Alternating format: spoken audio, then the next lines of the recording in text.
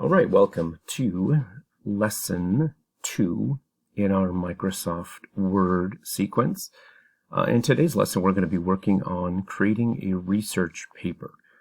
So we're primarily going to be focusing on our reference tab today, right up here. Excuse me. And so we're going to be looking at a lot of the reference options available in Microsoft Word. Now, if you are from my generation, you grew up in the 70s and 80s, you probably remember having to type like your works cited page or your bibliography, having to type footnotes and endnotes at the end of documents, using a manual typewriter as opposed to a word processing software program on a computer. Now you'll notice that when we go through this lesson, you are going to see how easy word processing software makes this task now that we have these capabilities. And then you'll also notice how easy it's going to be for us to change our style guide. And when I say style guide, I mean, back in the day, we used to have the MLA, the Modern Language Association style guide, which everybody used. But now we have multiple style guides. So if you are in a humanities field, you are typically using the MLA. If you are in a science field, sciences, chemistry, psychology, psychiatry, things like that, they're going to use the APA style, which is the American Psychology Association or something. American Psychology Association. A lot of newspapers will have their own specific style. Like some of the more well-known ones will use the Chicago Manual of Style. And so if you are ever going to submit a research document or an article or an op-ed piece or anything like that, it's important that you understand what kind of style guide that publication is using and submit your manuscript in that guide, in that format. But it's, once you've got your document created, it is so easy to change the style. You can change it from MLA to APA to Chicago to whatever you want at the click of a button. And we're going to be taking a look at that shortly. All right, so what I have done is I have already typed this research paper for us. So as not to waste time typing this entire document, as I've mentioned before, this is not a typing class. This is a class on using productivity software. So we're not going to waste our time typing. We will, however, do spell checks because I have deliberately inserted a few errors in here. Some errors that are blatant and some that are, the wrong form of a word. So it makes sense, but we'll see as we go through. But the first thing that we're going to do is we're going to look at writing research papers. Now, the standard formatting for writing research paper is to use a 1-inch margin, top, bottom, left, and right, because it's typically going to be stapled in the upper left corner, and so you don't need to have a gutter.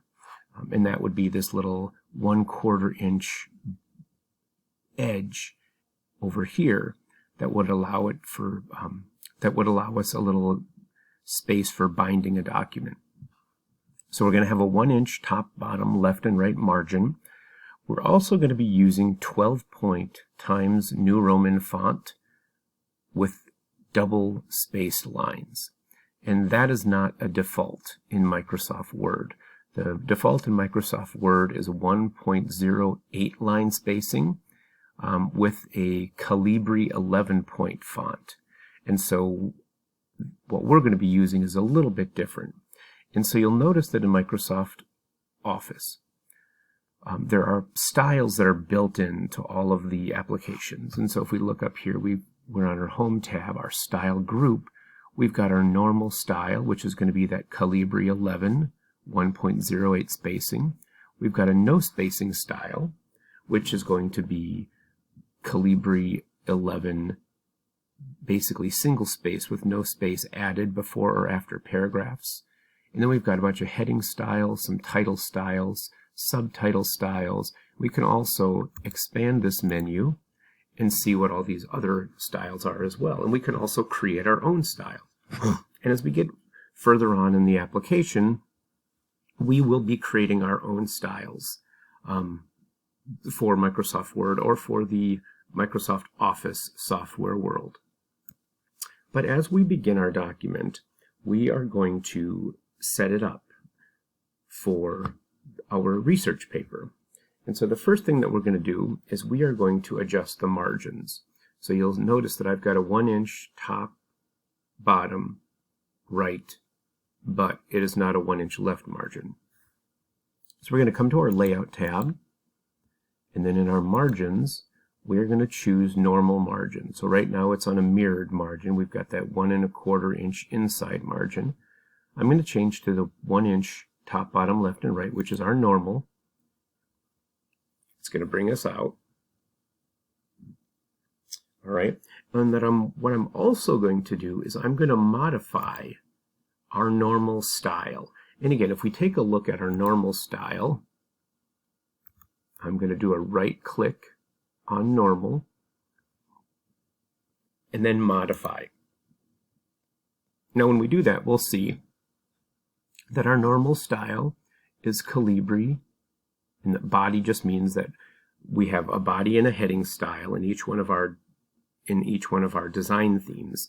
So in Microsoft Office design theme, Calibri body is the heading, and then Calibri is the body, and Calibri light is the heading style. But it's going to be 11 point. Now you'll also notice that we've got line spacing. It's going to be 8 points before and after paragraphs, but when we have multiple line spacing, it's going to be 1.15. And that's going to be the distance between these lines right here. All right, so what we're going to do is we are going to modify our normal style. And so to do that, I'm going to come right over here to this formatting option first. And this is important when you do this, that whenever you're going to change your design style, make sure that this button is checked only in this document.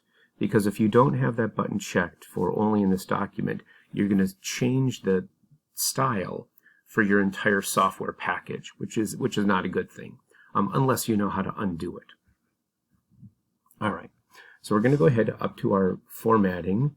We're going to change our font theme from Calibri to Times New Roman. We're also going to change it from 11 point to 12 point font. All right, and then I'm going to come down here where it says Format, and I'm going to go to my paragraph formatting.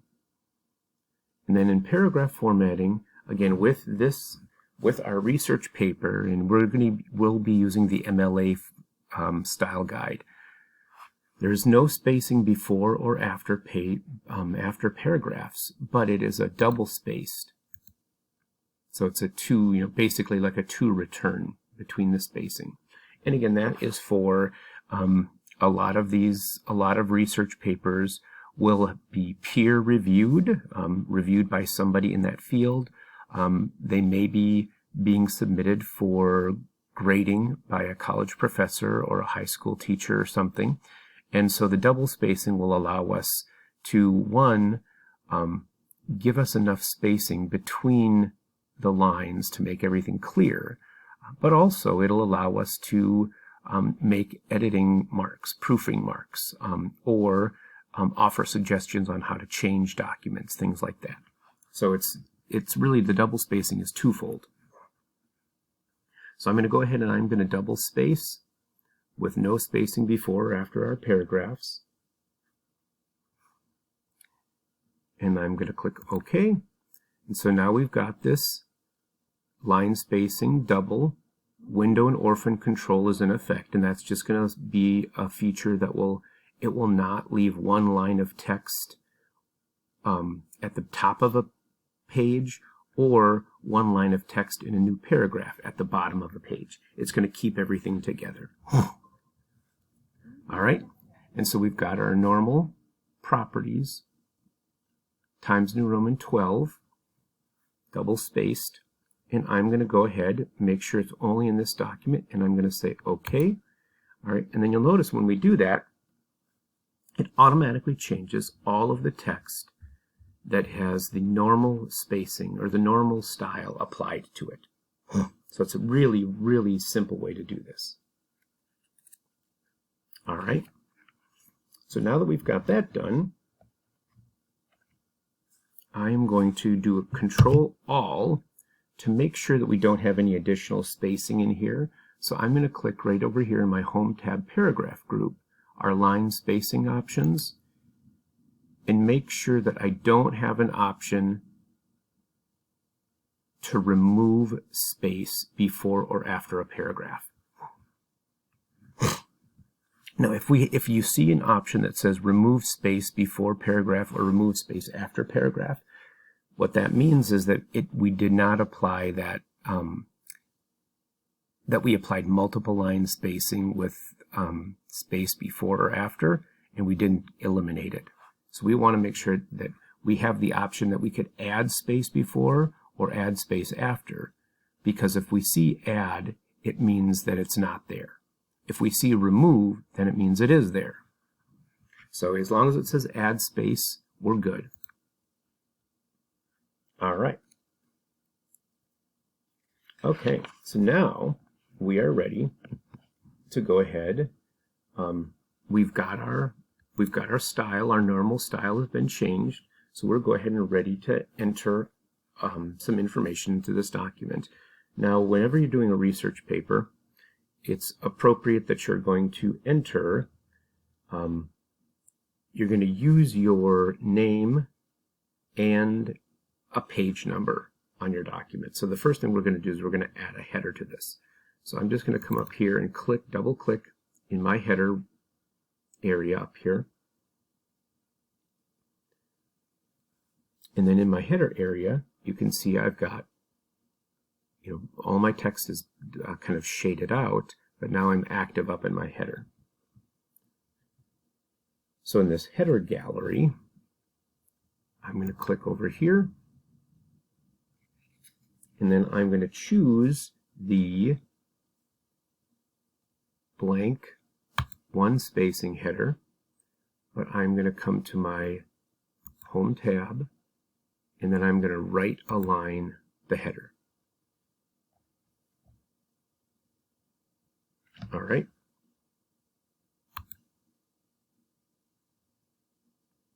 So then right here, I'm just going to type the name of the person that's typing this paper. So that person's name is Yazzie, is their last name, Y-A-Z-Z-I-E.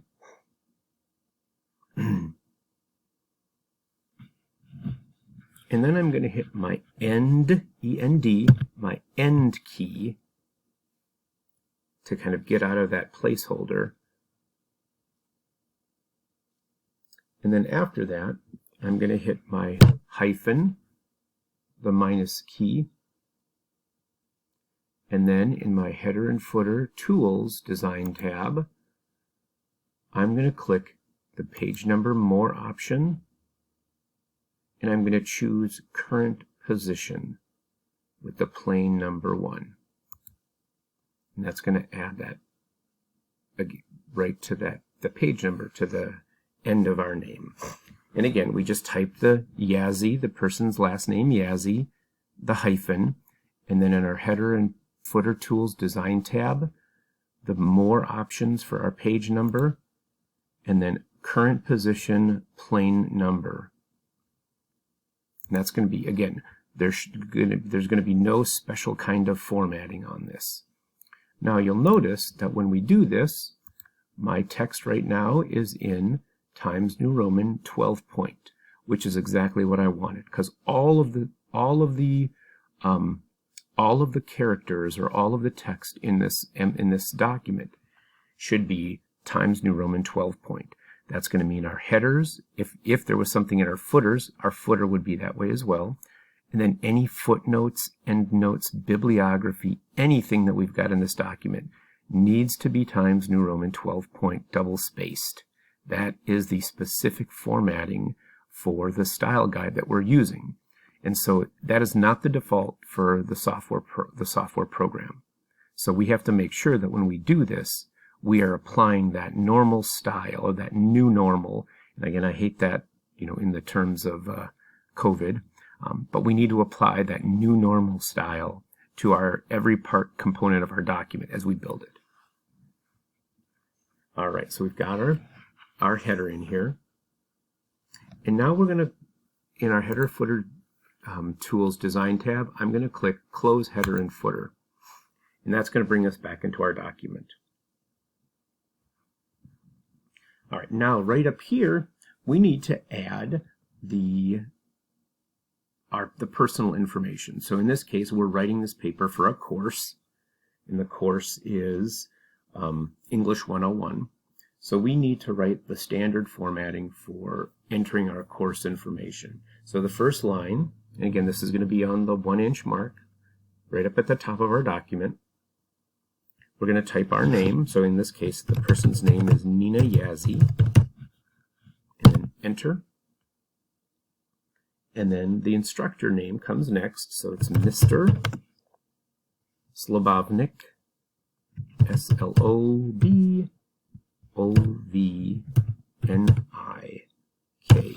Slobovnik, and then enter. And then you'll notice that when we do that, Slobovnik comes as a misspelled word, which is fine. The course comes next, which is English 101, and then enter. We're going to type the date, and we're always going to type the due date of the paper.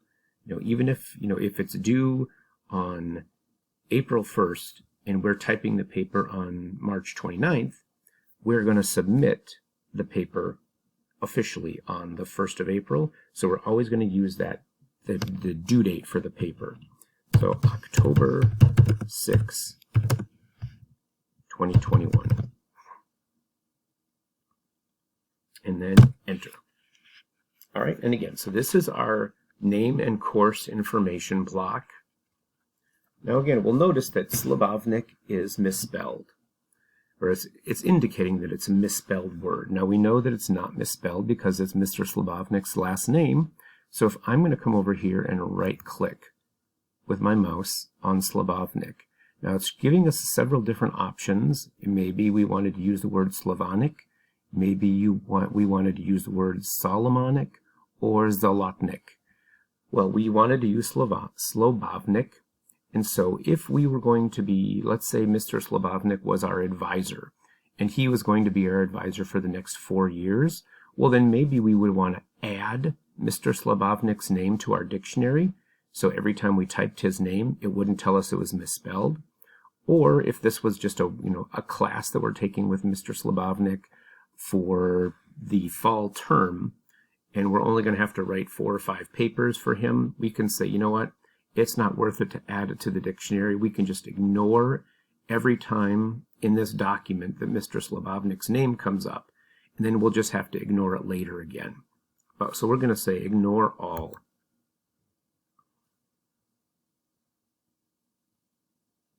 All right. So I'm going to come back to this first line of text, and I'm going to turn on my formatting mark so you can see where I'm at. At that first line of text, I'm going to do Control-E. And Control-E is the keyboard shortcut to center align text. You could go to our Home tab paragraph group and click Center Align, or Control-E. And the title of our research paper is Health Concerns of Using Technology. So health concerns, and again, health concerns of using technology is the title of our paper. So we are going to make sure that we are using title case. Again, all of the important words, words that are not definite articles or conjunctions, things like that, are going to be capitalized. So health concerns using technology will all have capital letters to start. Of is not capitalized.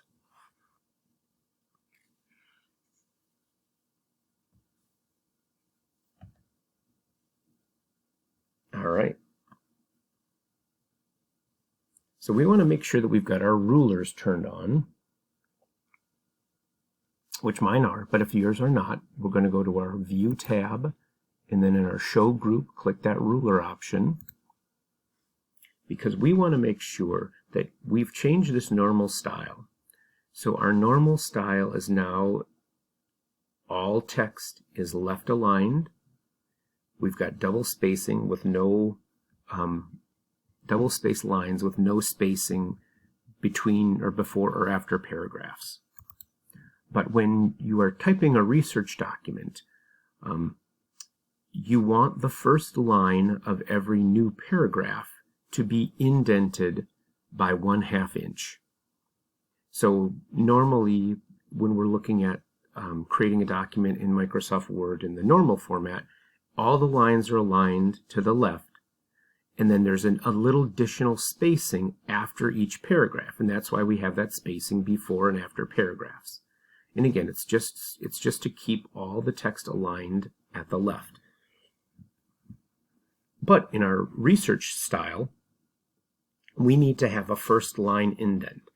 So we don't need the first line indent to apply here, but we do want to apply the first line indent to the rest of our text. So I'm just going to select, I don't want to do Control-Alt to select everything.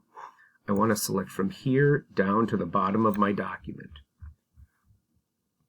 And then on the ribbon, you know, if I hover over these, so we've got the top little one that looks like kind of, if you follow baseball, looks like a home base. If you go down a little bit, that little triangle looking thing, or the house, it's a hanging indent. And then right below that is our left indent.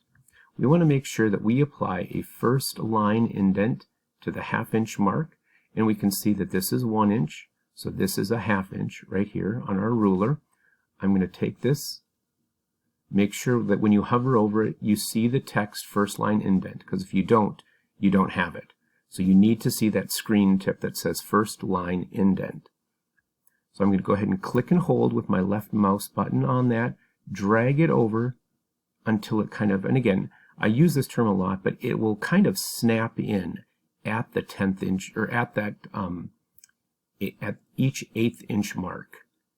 But I'm going to hover over that 1/2 inch, release, and then that's going to apply a first line indent to every paragraph that we have in this document.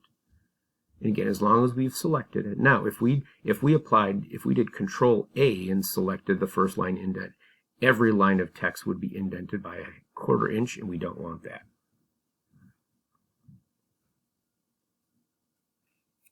All right. So now we've got this document entered.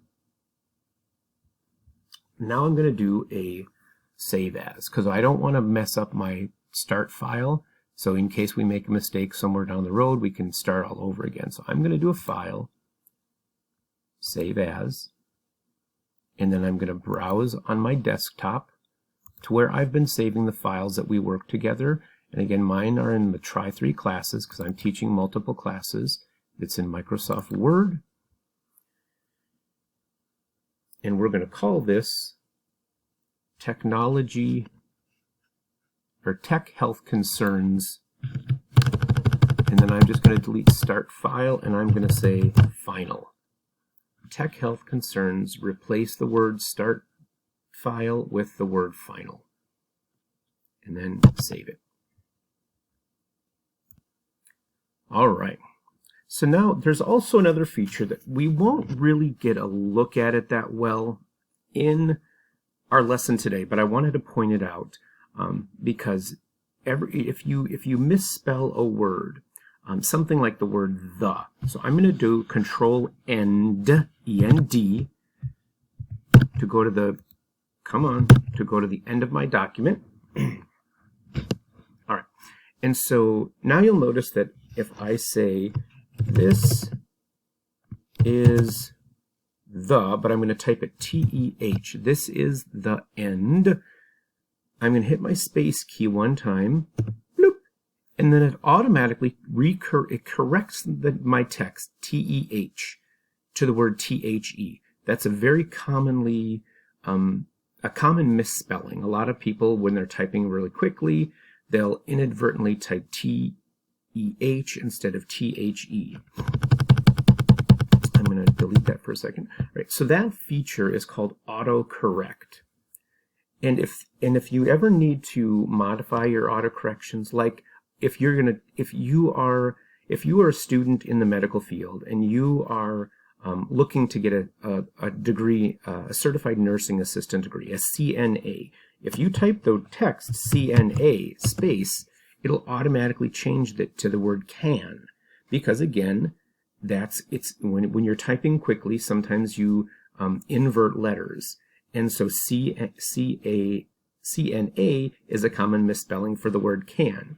But if you are typing CNA quite frequently, it's a pain to have to correct that every time you type it. And so there are ways that we can do that. We can create our own autocorrects, or we can modify autocorrects. So what I'm going to do is I'm going to come up to my File Options, and then I'm going to come to my Options, again, File Options, and then in my proofing area, this is going to be where we have all of our proofreading components. Now you'll notice that right up at the very top, we have an option, AutoCorrect Options. Change how Word corrects and formats text as you type. Now if I look at AutoCorrect Options, right, and if I scroll through here, we can see some of the common misspellings. So like across, ACCROSS is incorrect. The word across does not have two C's, it has one. So it's showing us how, like accident, achieve, inadvertently or inverting the I and the E. And so if we scroll down further, we could see like the word, well, if I come up here, we can see CNA. It should be right close. Right there, CNA is can. So what we could do is we could say, you know what? We type the word CNA quite frequently, so I can click on that one and delete it if I want to. Now, if you are somebody who is actually studying the CNA process, I would suggest that you do that, because if you type CNA, it's going to be a pain to have to undo it every time you type it. So I would say delete. All right, another thing you could do is, I'm going to get out of that one. Again, the is in there. But another thing you could do is, like, you could make a change, and I don't know if I have this in here. Let me see if I have my name in here right now. If you type your name quite frequently, and this is your software, nope, I don't think I have it in here. Good. All right, so what I'm going to do is I'm going to add one. So I'm going to add my name. Now, whenever I type my name formally, I use my middle initial. And so I'm going to say I want an autocorrect to be Shane R. Mueller. Right? So every time I want to type my name, I don't have to type Shane R. Mueller. I can just type something like a short keystroke. Now, my initials are SRM. That is not a word in the English language, nor is it a common combination of letters in the English language. The letters SRM, I cannot think of one word in which those letters appear in sequence in the English language. Now, if you have a common name, like if your name was Angela Louise Lipinski, and you typed ALL, well, ALL is a word, so every time you typed the word all, it would automatically change it to Angela L. Lipinski or Angela Louise Lipinski or whatever. So think about a way that you could correct your name with minimal disruptions in the software. And again, so for me, if I do little SRM, if I type SRM, it's going to automatically replace the letters SRM with my name. I'm going to go ahead and say add, and now that's in my AutoCorrect library or dictionary. So I'm going to go ahead and say OK. But again, that's how you add an autocorrect or how you cancel an autocorrect. OK. And so now if I were down here and typed SRM space, it'll automatically change the letters, change the SRM to my name. Now, again, if your name was Angela Louise Lipinski and you wanted that ALL to do that, you could type the letters ALL. Like if you wanted to type the word all, we are all in this together. No, we are all, and then it would automatically correct it to Angela L. Lipinski. You can just click undo, and it's going to bring it back to just those letters that you did. So AutoCorrect is actually a command that the software will do, and if you don't want it auto-corrected, you can click that little undo button. So the same thing, if you were typing the text CNA, you did CNA space, and you don't want the word can, you can click undo, or you can also do the shortcut, which is Control Z, and it will change it back. But if you type the word CNA quite frequently, it's a pain to have to undo it all the time. So that's just using that AutoCorrect, using the AutoCorrect option and making a custom change to AutoCorrect. All right. So again, we've got our text in here. Now what we're going to do is we are going to insert a citation into our document. And so if we come down to the second body paragraph, again, every time we hit enter, we create a paragraph. These large chunks of text are our body paragraphs. So we're going to come into that second body paragraph of text. And then after, so the 1, 2, 3, fourth line down, we see, or the fifth line down, sorry, the tingling in the thumb and first two fingers. Right down there. Right, so we're going to add a citation to this. So right after the word fingers,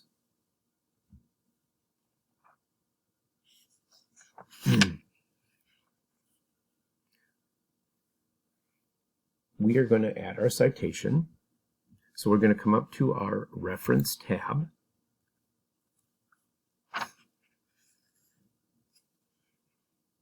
And then, let's make sure we have a space after the word fingers. So fingers, space. And then we're going to go to our reference tab. And then in our reference tab, you'll notice that right now we are in the APA style, which is the American Psychology Association.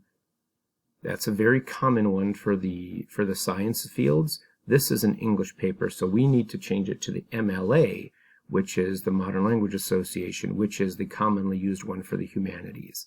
So I'm going to click on where it says APA, and I'm just going to change it to the MLA 7th edition. Now I will tell you that right now, in the Modern Language Association style guides, we are on the 11th edition right now. The 7th edition was in 2007. Right now, so that's more than 10 years ago. Right now, I believe we're in the 11th edition, and the 11th edition has all the new updates for how we cite podcasts, websites, online lessons, things like that. So as technology changes and as the way we receive our information changes, the MLA style guide is constantly updating to accommodate those changes. All right, so we're going to change it to the MLA style guide. And then we're going to add our new citation as a new source. So where our insertion point is, right down there after the first two fingers, and first two fingers space, we're going to go ahead and we're going to click on our insert citation. So right up here, we're going to click on that little down pointing arrow, and we're going to say add a new source. All right, so now it wants to know what kind of source we have. And so if we click on that where it says type of source, right now it's a book. If we click on that, we can see we've got a book section, a journal article, an article in a periodical, a conference, a report, a website, a document from a website, all these different options, a performance, a film, a patent, a case, like a legal case. So we've got all these different options we can choose from. our first one is going to be an article in a periodical. So we're going to click article in periodical. And then now we're going to enter that reference information for that document. And so the author of our article is Shen-Li Zhao. So we're going to do Z-H-A-O, comma, space, Shen-Li, S-H-E-N, space, L-I. The title, and again, this is the title of our article. Again, our article is in a periodical. So this is the title of our article. The next one is the title of our periodical. So this would be like if we found an article in U.S. News and World Report or something. We would type the title of the article here, and then the periodical title, we would type the U.S. News and World Report. So the title is Technology, Aches and Pains. So Technology, Aches and Pains. And then you can tab to get to the next field. The periodical title is Monthly Medical and Review. So Monthly Medical and Review. Now I will tell you right now, that makes no sense at all. Monthly Medical and Review. It's actually going to be Monthly Medical Journal and Review. We're going to make a change to this. We're going to edit our citation, or our source, later on. But so this is just showing you that once, if you make a mistake in your source, you can make an edit to your source as well. So if you're thinking, okay, Shane, Monthly Medical and Review doesn't make any sense, that's because it's a misspelling. So it's either going to be Monthly Medical Journal and Review or just Monthly Medical Review. One of those two. I can't remember which. But we're going to edit our source later on. All right. So the year, so this is July 2021. So the year is 2021. Tab, the month is July. And then tab, we don't have a date because this is a monthly periodical. Now, if this was a weekly periodical like Time Magazine or People Weekly or Us Weekly or whatever, then we want to make sure we have that date. But for or if it was a bi-monthly, if it came out twice a month, or bi-weekly, if it came out like every other week, we'd want to make sure we put that date in there. But on a monthly periodical, we don't need the day. All right, now the pages is the page that it appears on the in the publication. Now we're using ours is actually going to be an online publication, so we're not going to have any pages. But if this article appeared over pages 17 through 21, in the pages section we would write 17-21. However, ours is an online source, so we're going to type N period PAG period, no page number, or non-paginated. And then medium, and again, if we have a print, if it's a performance, whatever, we're going to type web because this is an online source. So the medium is the web.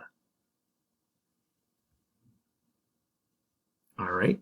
Now, now you'll notice here, we've got the publication year. Now, one of the things that you need to have, and this is crucial, you need to have when you're doing citing an online source, is you need to have, one, the date on which you accessed that information, right? So the date you looked up the information, and if possible, the publication date of that information. Now, we can't see that right here, but if we click Show All Fields, right, Show All Bibliography Fields, this is going to show us everything that we have the opportunity to add.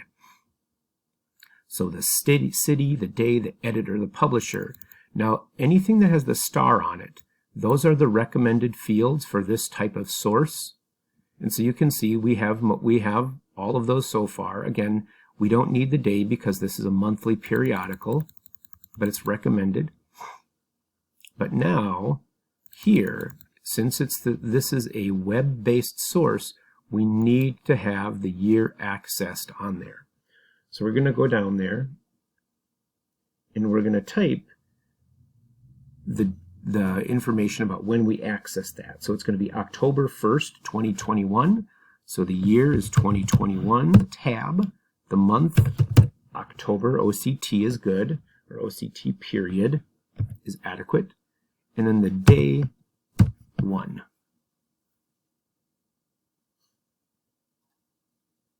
All right, now if we have the URL, it is very helpful to put the URL in there as well. So if it would be like www.monthlymedicalreview.com or whatever, that would be helpful if we had that. But I'm going to go ahead and say OK. And then you'll notice that when we do that, it automatically, I'm going to close that little research box. It automatically inserts the last name of the writer of that article, Zhao,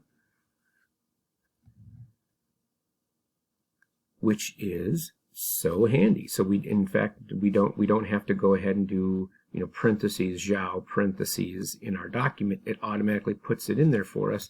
And then if we hover over it, you'll see that it's actually a field. If we click on that little down pointing arrow, we can edit the citation. We can edit the source. So this is the citation right here.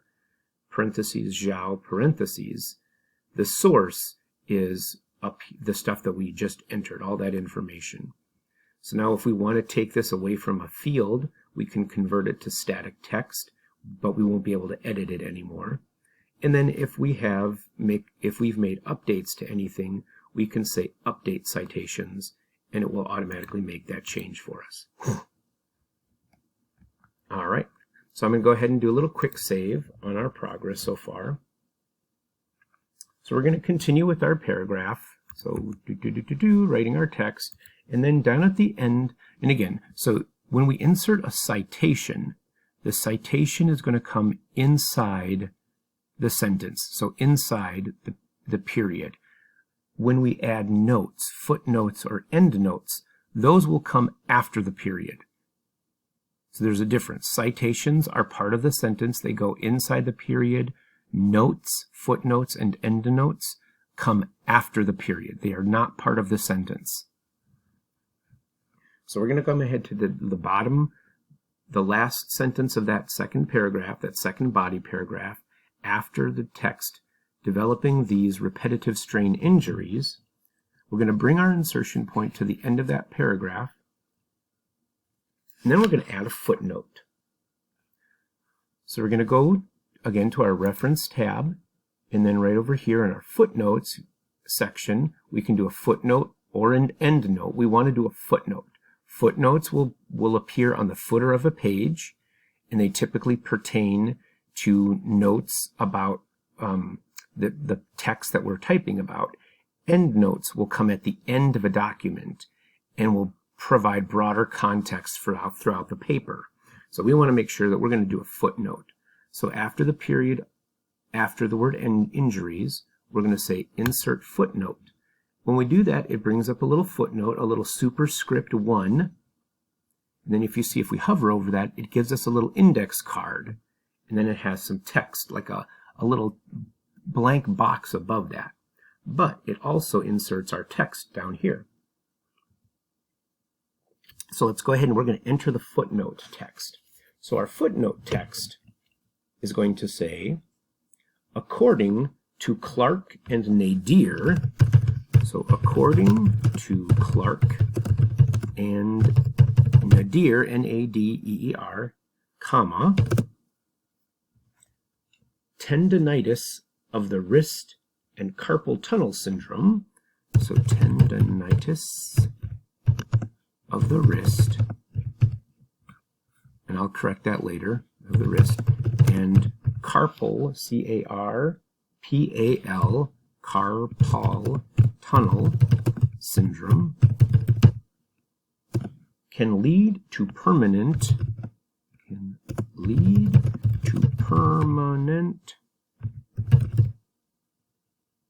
physical damage if left untreated. Damage if left untreated. And then space bar.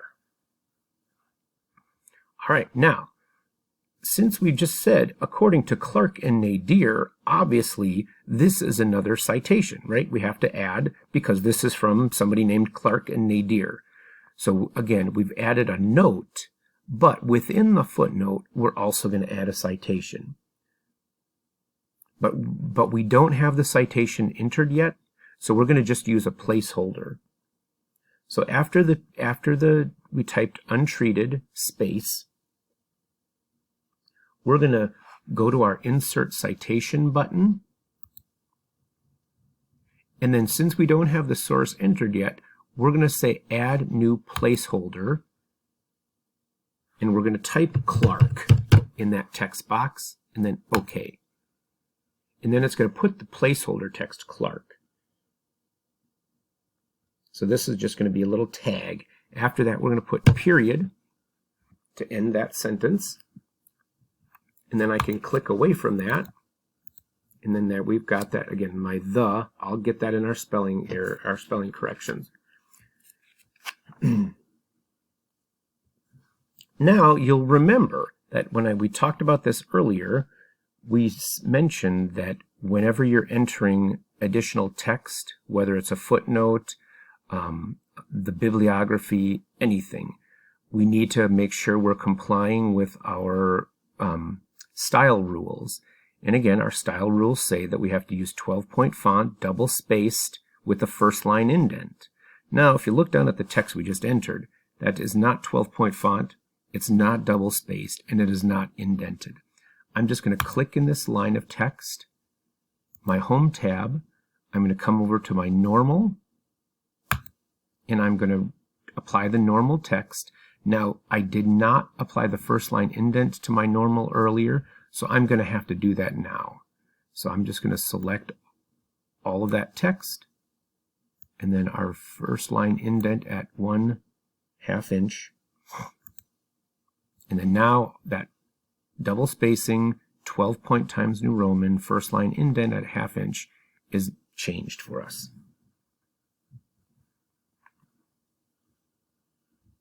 But again, I don't want to modify the style to accommodate that 1/2 inch mark, because if I do it, all of the text that has the normal style applied is going to be indented, and I don't want to indent all that other text by default.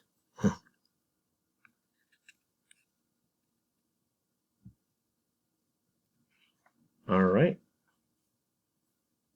So now we're going to go ahead and we are going to edit a source. So I'm going to go ahead to my Reference tab and then Manage Sources. And then you'll notice that we've got our Shenli Zhao. And then we've also got our current list. We've got Clark with a little question mark by it. So our master list of sources is right here. So we've only got one master source in our document, or in our library. In our current list, the ones that we're using, we've got the Zhao Shenli one that has the check mark, which means that it's used. And we've got a Clark that has a little question mark by it because that's a placeholder. We don't have any information for that one. I'm going to click on Clark and then edit.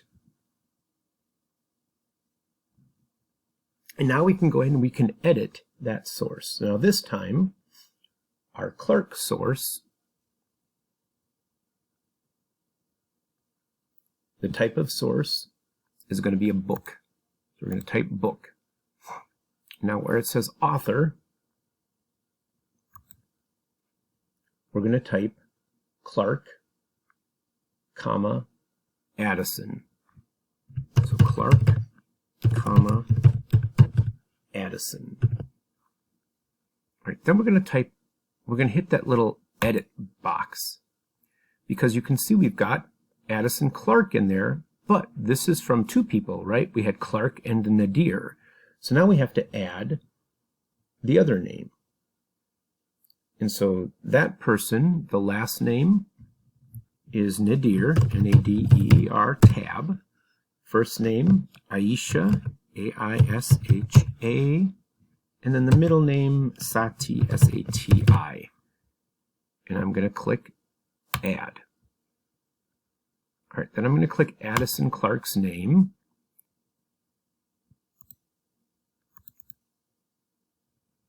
Ooh, can I edit that one? All right, so his actually is going to be Addison Lee Clark. I thought I was going to be able to edit it in here, but I will just have to add Lee at the end of it. So Addison Lee Clark and Aisha Sati Nadir. So those are our two authors. So again, we can tab to our next to the title. And the title of our book is Repetitive Strain Injuries.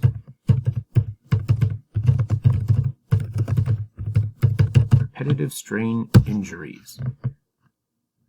The year is 2021, and again, I'm tabbing to navigate between fields. With the publishing city is Boston, you need, Boston, if I spell it right, you need the publishing city for a book. And the publisher is Lighthouse Publishing. Lighthouse Publishing. And then the medium is print. This is an actual physical book.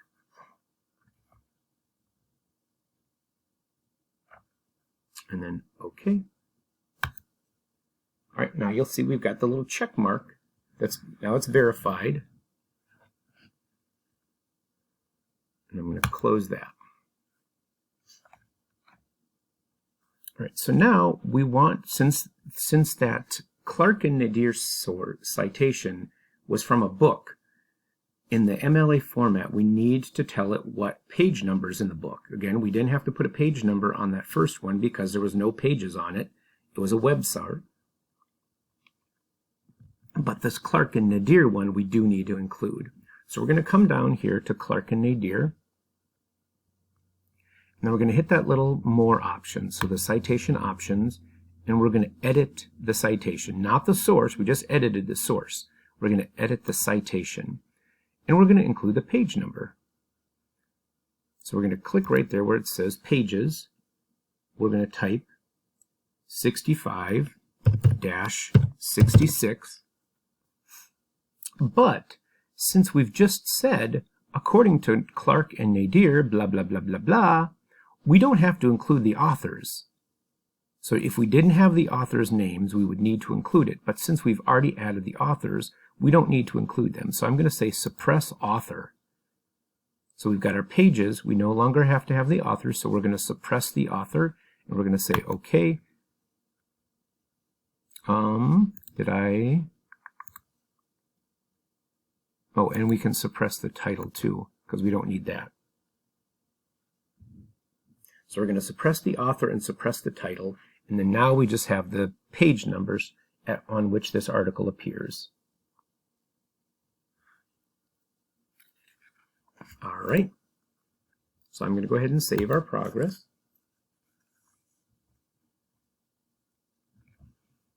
Okay. So now we've got more, we've added that more text in here. So after that, we've got another paragraph on repetitive strain injuries. So let's say our document needs to be 300 words. It has to be 250 to 300 words long. Well, if we go to our, well, it's going to be available in your status bar if you've got it turned on, or if we go to our review tab, we can check our word count. And so if we check our word count is going to count everything. Now, Nina Yazzie, Mr. Slobovnik, health concerns of using technology, all of those are going to be counted as words in our document if we do this. So I'm going to click on word count, and it tells us that we have a total of 293 words in our document, including text boxes, footnotes, and endnotes, right? So if our footnotes and endnotes are not going to count, we don't want to make those count, but we also should not count our course information or title. So what I'm going to do is I'm just going to come and select the text that I want to include. right? It's not going to include by default the footnote. So I've only got that document text selected. I'm going to come back over to my review tab, word count, and then now 279 is our word count. So if we needed 250 to 300 words, we're okay. If we needed to have 300 words, it's telling us that we're a little short.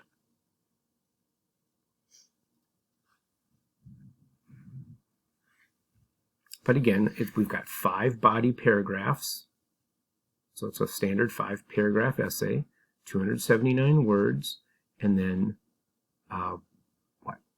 1,529 characters without spaces. So it gives us all this different information. I'm going to close that. All right. Deselect that. So now I'm going to come down to that paragraph.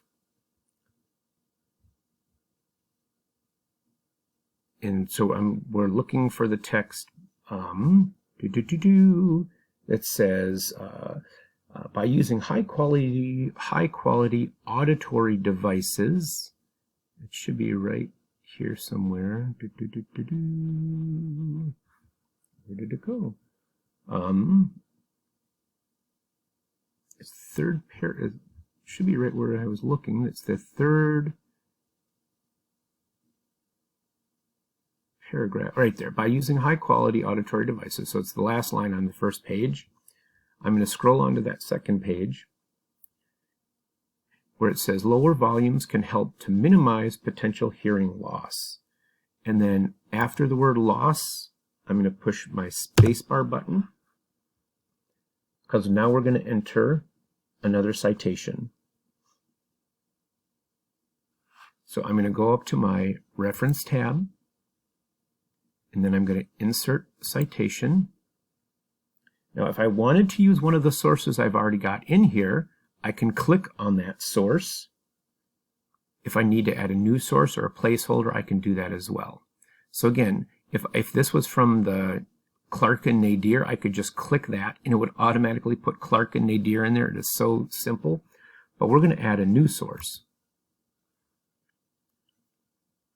All right.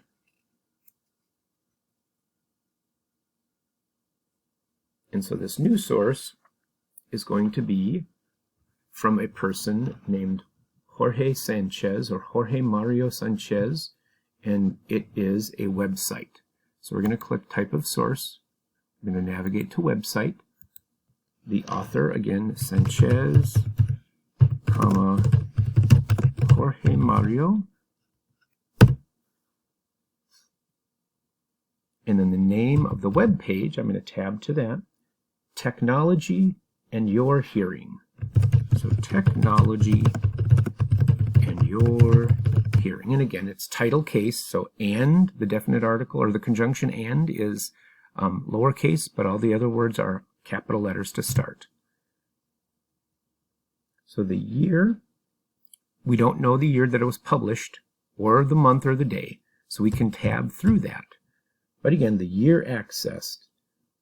October 1, 2021 is the day we were doing our online research. So 2021, tab, OCT period, day 1. And then tab, medium, again, is going to be web.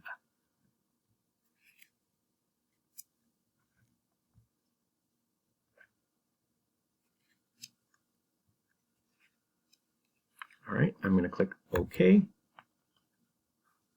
And then it's going to put that Sanchez text right in there.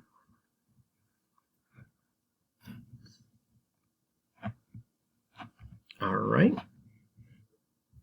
And then now I am going to click my save. I'm going to do Control End to go to the end of my document, and I'm going to save. Because now we've entered the full text of our research paper. What we have left to do is we're going to add our works cited page. And so we're going to create an alphabetical works cited page at the end. Now again, when we're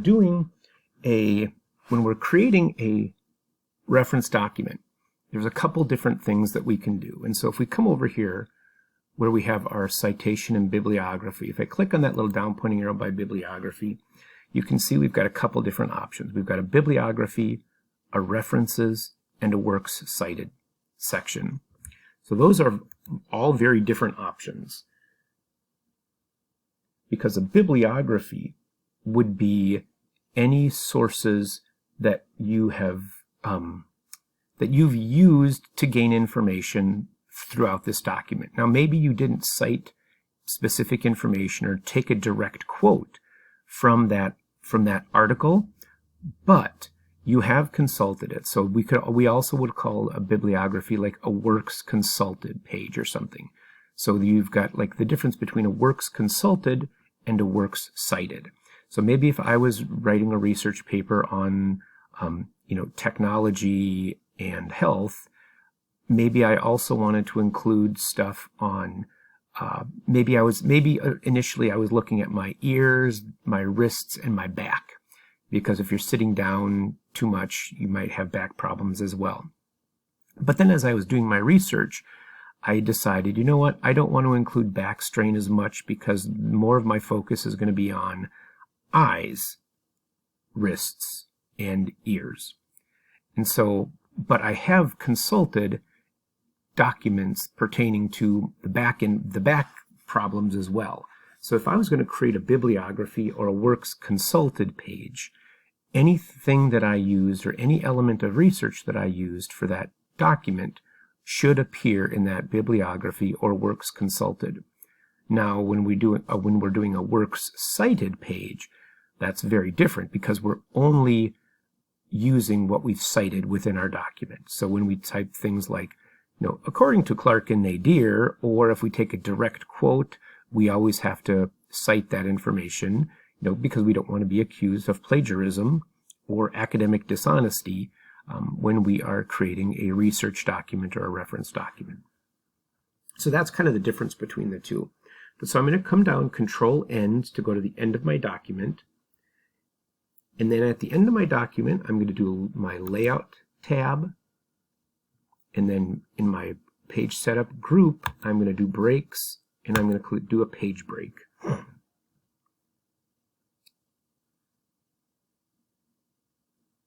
All right, so now on that next page, we are going to create our works cited. So I'm going to do Control E to center, because works cited needs to be centered on that page. And I'm going to type works cited. And then enter. And then I'm going to do Control L to bring it back to the left alignment.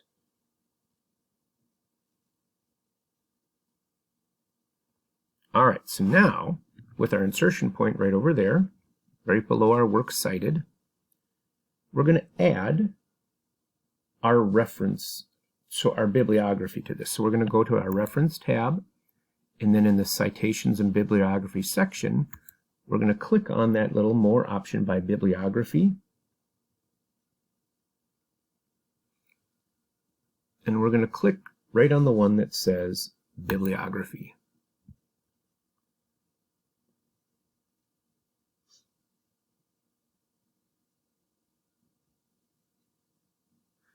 All right, so if we click on bibliography, it's going to add that bibliography just as we did it. So let me undo that for a second, and we'll come back here. So again, we clicked on one of these options, and again, it shows us how it's going to type it. It's going to give us that bibliography or references works cited on the top of it. And so once we see that, we realize, you know what, that's not what I want. I'm just going to click Insert Bibliography, and then it's going to bring that information right in.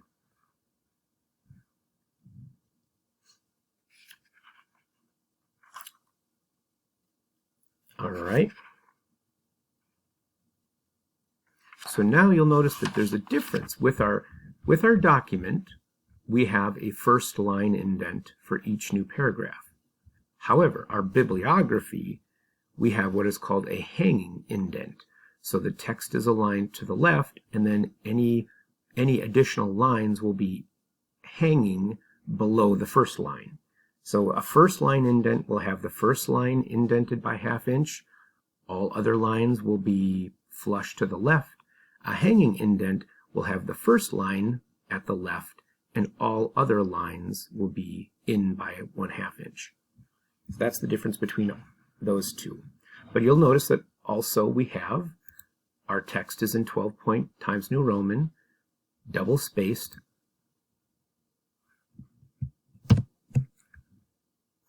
So that's a good sign. All right, so now that we've got that works cited page in here, let's go ahead and save our progress again. All right, so now that we've got our information in here, we realize that we do need to edit one of our sources. And it's that article by Shenli Zhao.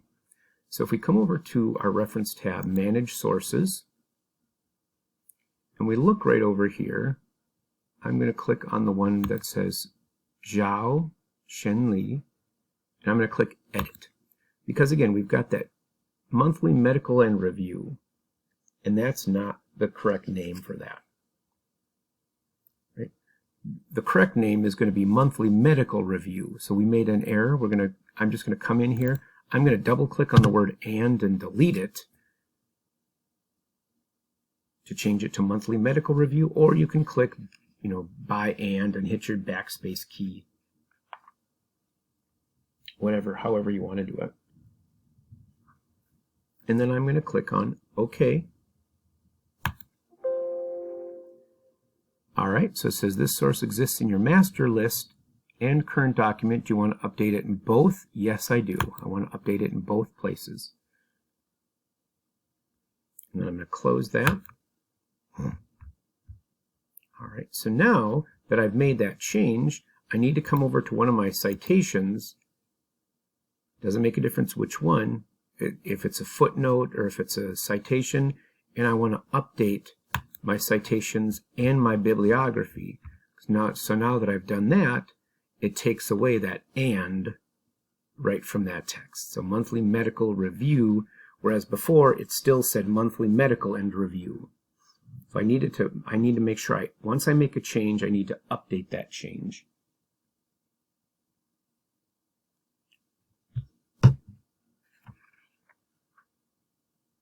All right. So now we've got our document done. I'm going to do another save as. We realize that we need to insert a citation using an existing source. So we need to add another citation in here. So I'm going to go ahead, I'm going to position my insertion point. It's going to be the end of the 5th sentence in the second body paragraph. So it's going to be after the text, between a mouse and a keyboard. So again, this is a citation, so it's going to be inside the period. I'm going to go to my reference tab and then insert citation.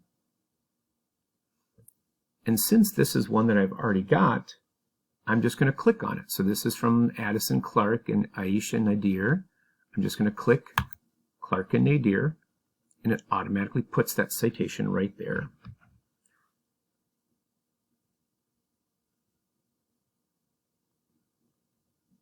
And then we realize, oh no, wait a minute. That wasn't where I needed that. This was supposed to be at these repetitive strain injuries. So what I'm going to do is, so I can either undo it and then redo it, or if I click on it, I can click on it, and then where those little dots are over here, I can click and hold, and then just drag right over to after strain injuries. Right, so after the S, but before the period, and then release, and it automatically adds that text, oopsie, right into that document.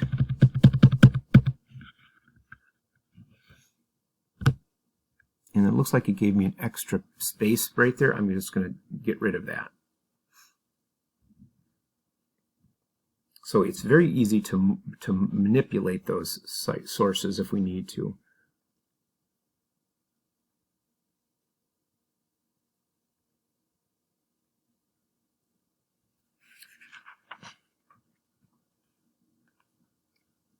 right. And now that we realize that when we have done this, we've used the text. You know, we're thinking about how we've created this. You know, if we're kind of looking through it, we can see right here, people often listen to sounds, blah, blah, blah, blah, blah. With these auditory devices, only the individual wearing the devices hears the sound. By using high-quality auditory devices, so we've got this auditory devices 2 times in adjacent sentences. Now that is not typically good practice to use the same word, you know, especially words that people are going to notice right away. So what we're going to do is we're going to replace one of those with a synonym. So I'm going to go to the word auditory, and I'm going to click on it and then find a synonym so I can hear aural, hearing, acoustic, audio. You know what? None of those ones really work for me. So what I could do also is do home, replace, and then find what? Auditory, replace with listening. And then I'm going to do find next. And so with these auditory devices, the first time I use it, I want to keep it how it is. I'm going to do find next. The second time, I want to replace. And then that way, it will replace that. So if we've used the word auditory multiple times, that might not be the best choice. All right, so now let's go ahead and I'm going to do Control Home to go to the beginning of my document. I'm going to save my work again, and now I'm going to do a spell check. So I'm going to go to my Review tab, Spelling and Grammar. All right, then it notices, yep, the word the, that was a misspelling. Now the spelling and grammar check is complete.